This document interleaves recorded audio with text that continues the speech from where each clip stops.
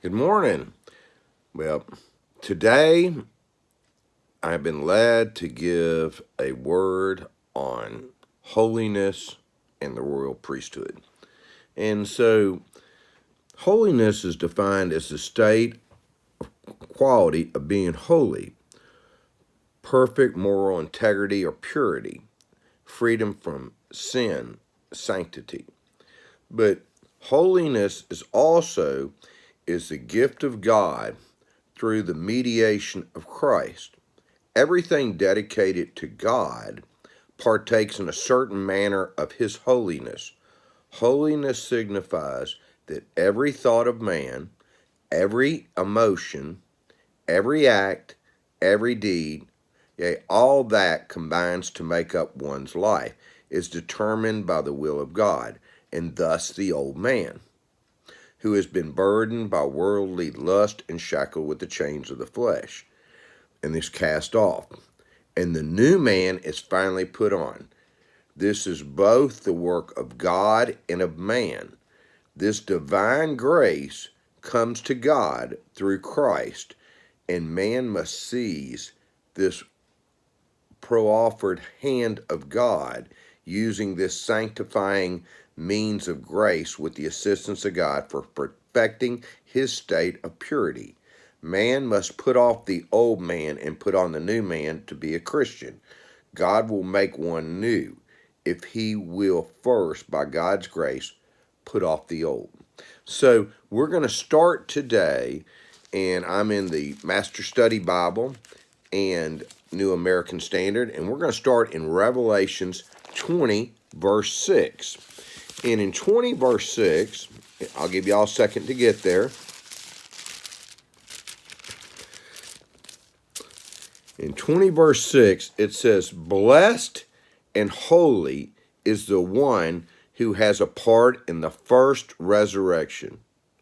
Over these, the second death has no power, but they will be priests of God and of Christ and will reign with him for 1,000 years." Now, in addition to this, now I would like you to turn, and we have another thing to read, and then we're going to get into a discussion of this. And we're going to go over to 1 Peter chapter 2, okay, and we're going to start in verse 9, and we're going to go from 9 to 12, and we're going to spend some time discussing this. I'll give you a second to get there. That's the first epistle of Peter, chapter 2, verse 9.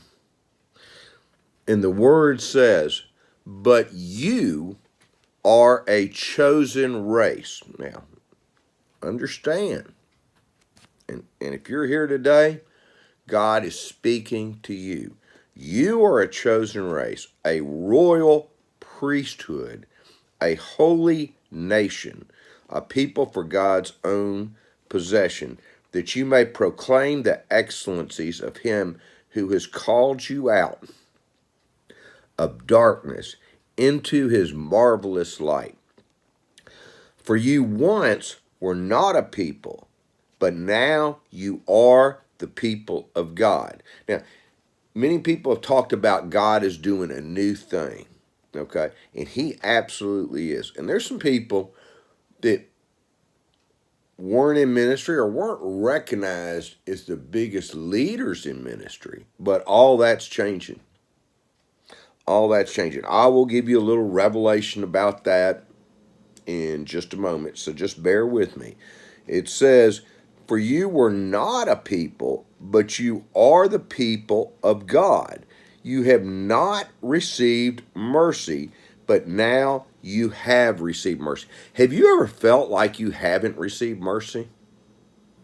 Have you ever felt like you've been in your secret place and you have prayed and you have given and you have given and you have given of your time, you've given of your resource, you have poured it out. You even feel like you've made some bad investments, even for the kingdom, that you don't think that these investments are ever going to pay off. Well, that's when we need God's mercy. God wouldn't tell us to invest in people unless there was a master plan. And I will be the first to tell you, I have invested in so many unlikely payoffs for God's kingdom. And I'm not saying that with remorse. I'm just telling you, is if I looked at it in the physical world, and if I looked at it from a financial perspective, because remember, I did get a master's in finance. Okay. And if I looked at the way I invested my money, I'm even talking, I've worked already 46 years. Okay. So I know a little bit about what I'm talking about there.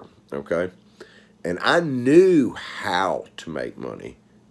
Okay. It wasn't that I didn't have the knowledge, but I would invest in people that were probably the most unlikely people to ever be able to earn a return. I would pick, if we were picking a baseball team, I would pick someone that's never even hit a baseball. Okay? I would pick the people that would have been picked last, and I picked them first. And I invested in them. Okay? Now, I did it all in faith. Okay?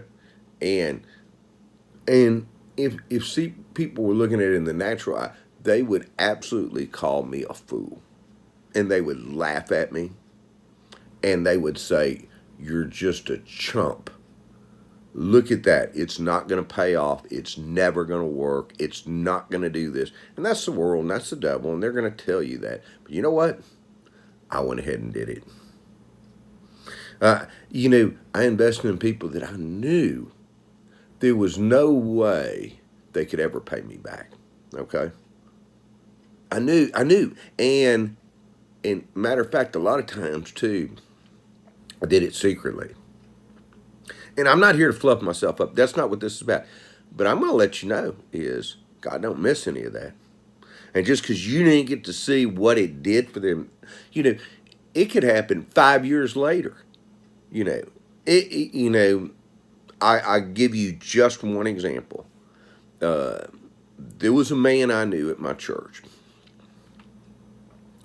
and I had a boat, and I had bought a boat to fix up, and I'd gotten it through a salvage thing. That's neither here nor there.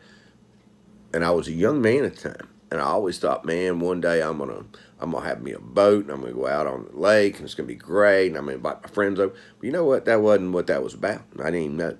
So I started putting all my efforts into fixing this boat up, and basically, what I found out later is that him and his wife had a little girl, and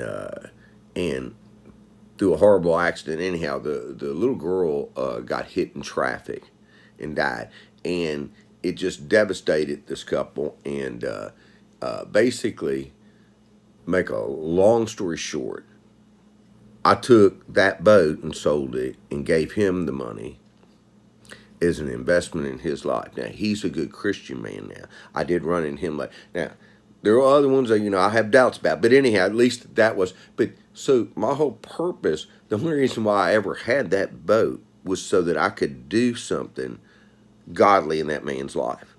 Okay. That was the only reason, unbeknownst to me. I thought I was getting the boat so I could enjoy it, but that was not the case. Okay. And so, that made a difference in that man's life. And he later did get remarried, and he later, I understand, had a couple of children. And his name was Charles. And I haven't seen Charles in a long time. He lives in Florida now. But what I'm coming around to on that story is there's people that were addicts that I had to invest in their life, okay? When nobody would invest in them. There were people that needed jobs that literally weren't really capable of doing the job. And I knew when I hired them, okay, that I was never going to make a return off these people, okay? That they were going to cost me, and they were going to cost me deeply, okay? but I had a different purpose in mind. And I just gave that up to the Lord. And people look at a business and they always think that, oh, well, this businessman, man, he just, he's making money off everybody. And little they know, no, not necessarily, not all businesses. Not all businesses.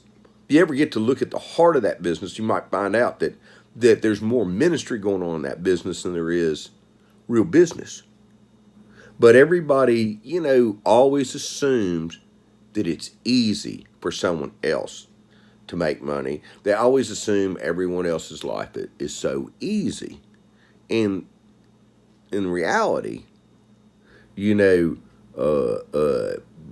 a lot of responsibilities that come with whatever God entrusts to you. Now, so we don't lose off magic. Now we're going back to holiness, but all I'm trying to say is sometimes the choices we choose that God has us choose would not make sense to the natural man.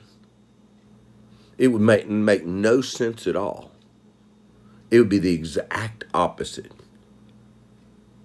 But whatever God leads one to do, that's what he's asking you to do. So if you're following that, in the end, he's the finisher of our faith.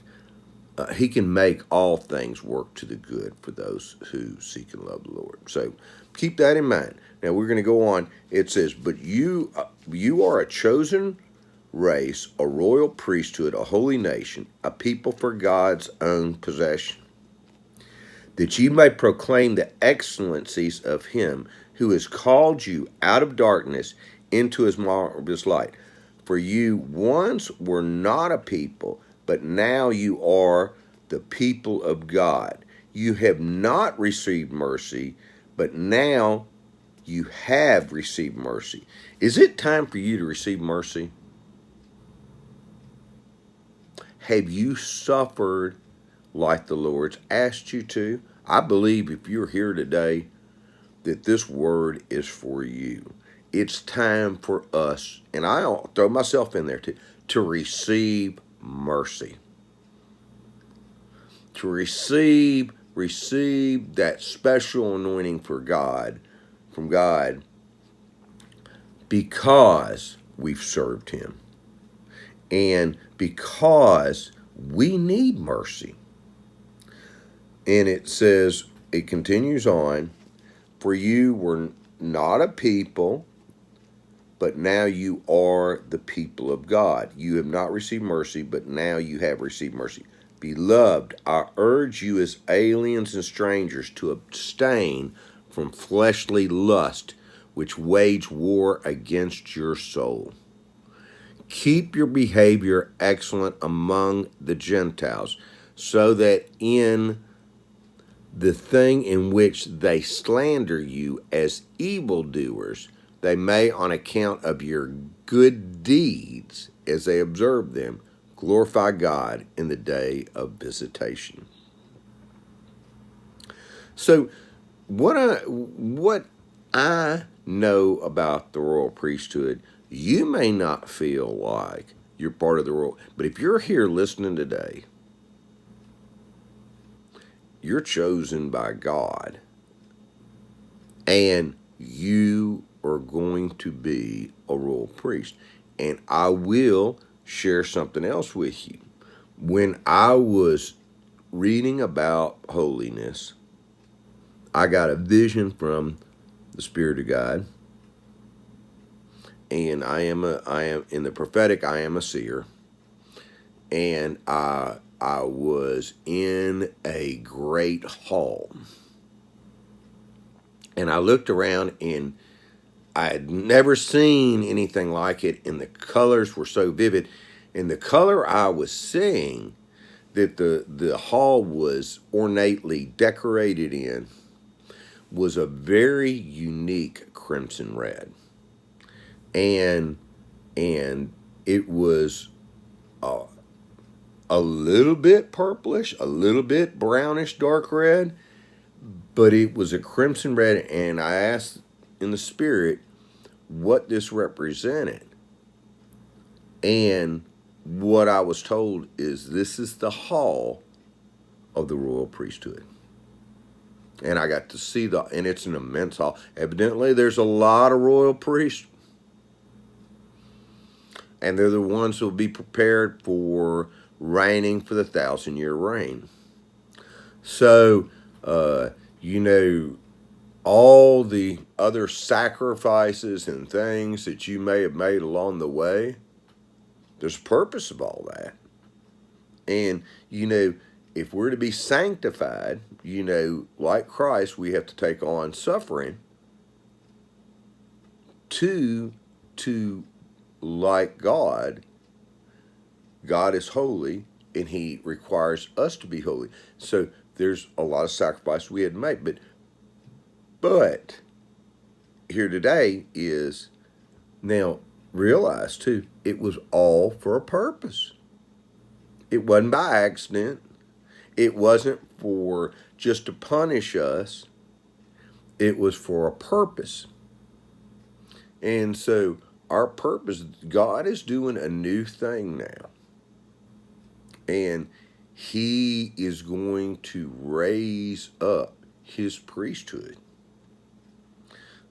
Another thing that as I pray in the Spirit that I've also received is, and I live in the United States because I do know that people hear me from other places as well. But as surely as I'm saying this, I have another message, and I don't always get to give you, everything's not all cherries, but Babylon is coming under judgment. There's very good reasons for it. And you say, well, what do you mean by Babylon? Well, what I mean, and I'll include it, it won't be just the United States, but it will include the United States, okay? The United States of America, yep. There are strong reasons for it. One of them is, unfortunately, and I'm not talking about just in the last year, but even over the last 30 or 40 years, as a country, what we've allowed in the area of abortion, okay, has found, I mean, you know, it's finally been a stench enough in God's nostrils between that, where they're doing the post-birth abortions, and I'm very kind to everybody. I'm very accepting to everybody, and we must love the sinner but not love the sin. But all this gay marriage, okay, I have nothing against gay people because they're still citizens of the kingdom, and we have to pray for them, and we've got to show these people love and kindness. But that is not the intention of God, and that's against his rules, and it comes against the religious and the holy side of marriage that was supposed to be a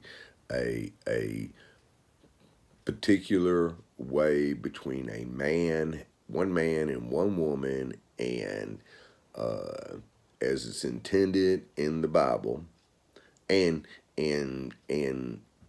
because of this, and because of the abortion things, our country is going to be judged, and it's going to be judged harshly.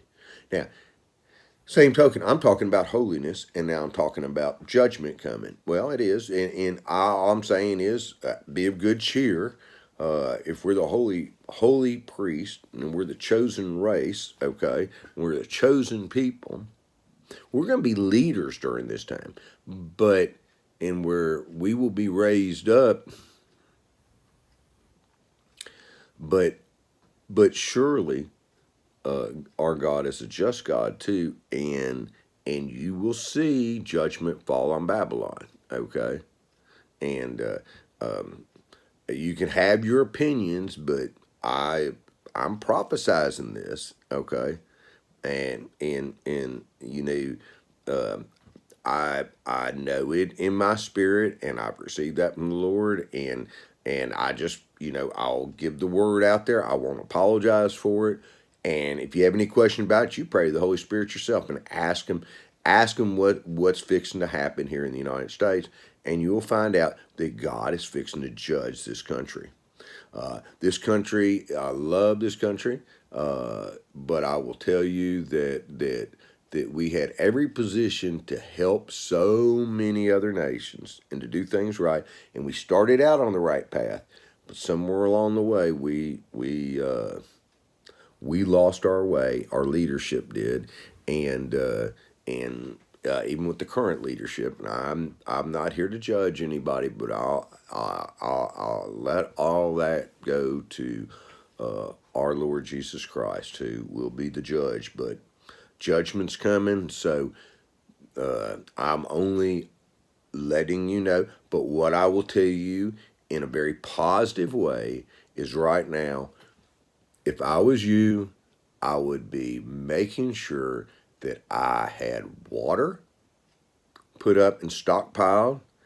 I would have some food reserves put up and stockpiled, because eventually, you'll find out. And like I say, if you need to, pray about it. But the electrical grid, which you saw happen in Texas just for a day or two, the electrical grid will eventually come down in this country, and it won't be going back on. The switch will be cut off. And so if you have any doubts about it, pray about it.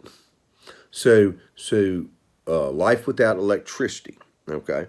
So all I'm saying is, do not be a victim. Be prepared. This country made it before there was electricity. This country can still make it. But there's a lot of things that are going to change. And it's going to make a lot of people uncomfortable. And it's going to even, there's some people that will move away from God because of it, out of their own stupidity. And people got too comfortable in this life and in this world. They expect all this stuff. And like I say, is we take for granted that every day we've got fresh water coming in our plumbing into our house. And we take for day that every day we've had electricity. And believe me, this world existed plenty of time before we ever had electricity. Okay? People lived without electricity. They lived even without their cell phones. They lived without the internet. And so all I'm saying is, have a plan. Wouldn't it be bad if you also looked into things like something to purify water? They sell those out there. You might want something that they call them instant showers. They hang on trees, and you can put water in them, and from the heat of the sun, it warms that up. If you like a warm shower, other than that, you can just get your big rain barrel out there and put it outside, and when it rains, then you can take that water. That's what we used to have to do down on the farm when we were down in South America, and take that and take the soap up, and then pour that bucket over your head. But I guarantee you, that'll wake you up. That'll wake you up. You can take a shower that way. You'd be surprised. You'd be surprised what you can get by on when you have to. But we're so dependent on our vehicles. We're so dependent on our houses. But especially anybody with young kids, make sure you got any medicines that they might need, any diapers or whatever. I'm the messenger. I do not apologize for messages I give out, but I am letting you know. And timing wise, I would be prepared within the next 2 weeks to have extra supplies put up. I don't know if everything's going to happen in the next 2 weeks, but all I know is what you're going to find is it's going to be hard to get supplies. And you can get canned food, or you can even go to those sites like Patriots and get some of that food that lasts 25 years. May not be the best tasting, but you'll have something to eat. But I would at least definitely prepare with water. And I only say this too is because sometimes you're not just preparing for your own family, but when these type of situations happen, it's good to have some supplies to also take care of other people. But through all of it, through even chaos, God is in sovereign control, and God takes care of His people.